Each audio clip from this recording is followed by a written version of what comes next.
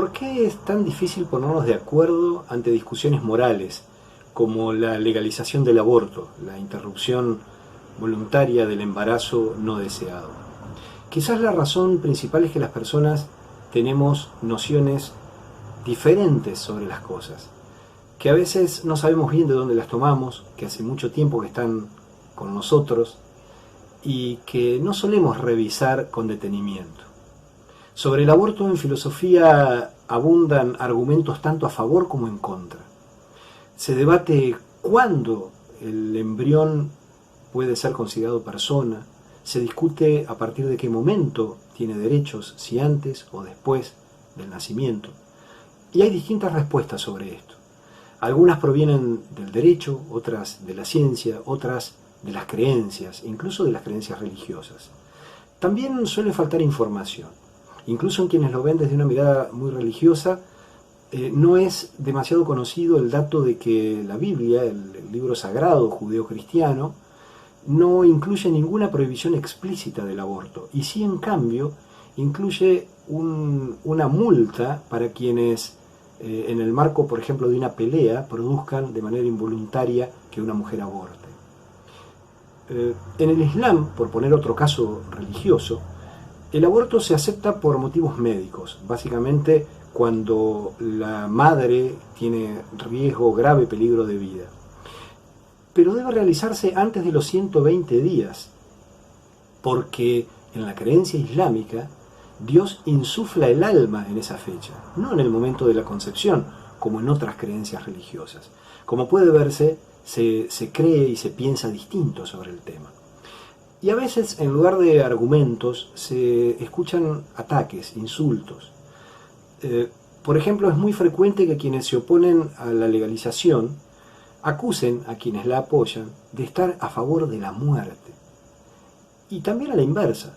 A veces, quienes proponen legalizar acusan a quienes se oponen, a quienes prefieren que el aborto siga siendo una práctica clandestina, de favorecer la muerte de las mujeres, porque es sabido que el aborto clandestino produce muchas muertes en nuestro país y en todos los lugares en donde está prohibido. Por eso es válido preguntar, ¿cómo es posible ponerse de acuerdo si el punto de partida es acusarse mutuamente de ser asesinos? En verdad es muy difícil. ¿Y cómo aportar algo desde la filosofía cuando los puntos de partida son tan diferentes? La filosofía hace una distinción que puede ser interesante para esto. Plantea que el lenguaje que utilizamos los seres humanos cumple distintas funciones, que a veces hablamos de cómo son las cosas y otras veces, en cambio, hablamos de cómo deberían ser, de cómo creemos que deberían ser. Esa distinción, cuando hablamos de cómo son las cosas, estamos hablando de lo descriptivo. Cuando hablamos de cómo deberían ser, estamos hablando de lo normativo. Y no es lo mismo.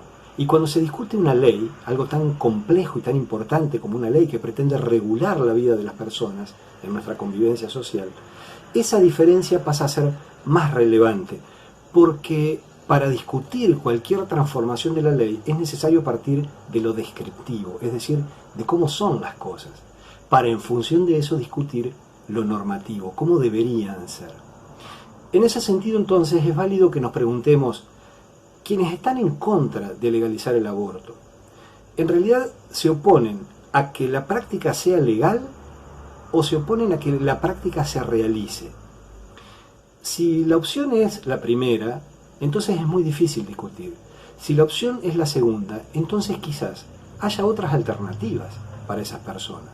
Si lo que queremos es que las personas no aborten, hay opciones mejores.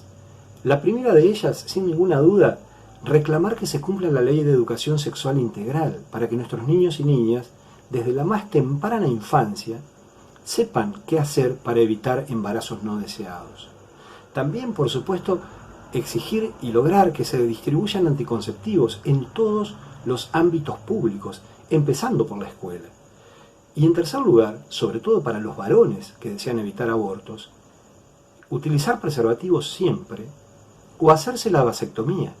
Una intervención quirúrgica muy sencilla, reversible, gratuita, que se realiza en el hospital público, incluso en nuestro hospital aquí en nuestra ciudad.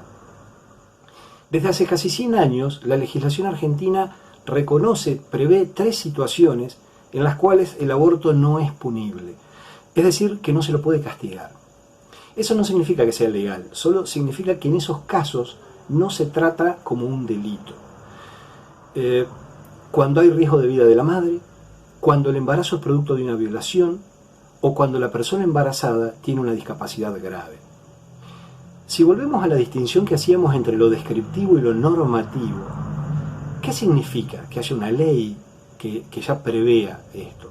Significa que los abortos existen, que ocurren, que no va a comenzar a ocurrir que haya abortos a partir de esa ley. Para terminar, quiero dejar una pregunta más.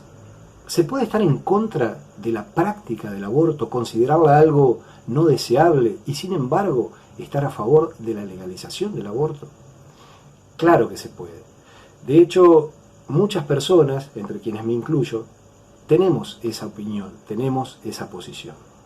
Yo soy padre de 3 hijas y yo jamás le recomendaría a una hija mía que interrumpa un embarazo. Pero si una hija mía toma esa decisión, yo voy a querer, va a ser mi deseo más profundo, que lo haga en condiciones legales, seguras y en el hospital público. Y lo que yo creo que es lo mejor para mis hijas, lógicamente, es lo que voy a creer que será lo mejor para todas las mujeres.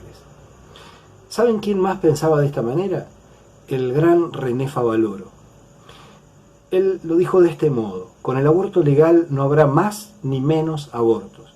Lo que habrá serán menos mujeres muertas. El resto es educar, no legislar. ¿Queremos entonces que no haya más abortos? Ahí es donde pasa a ser muy importante ese resto al que se refería Favaloro. Lo normativo, lo que nos gustaría que fuera, lo que se necesita como complemento del aborto legal, para que no sea necesario abortar. Educación sexual para decidir sobre sus propias vidas sexuales y reproductivas, anticonceptivos para no quedar embarazadas y aborto legal para que no muera ninguna mujer.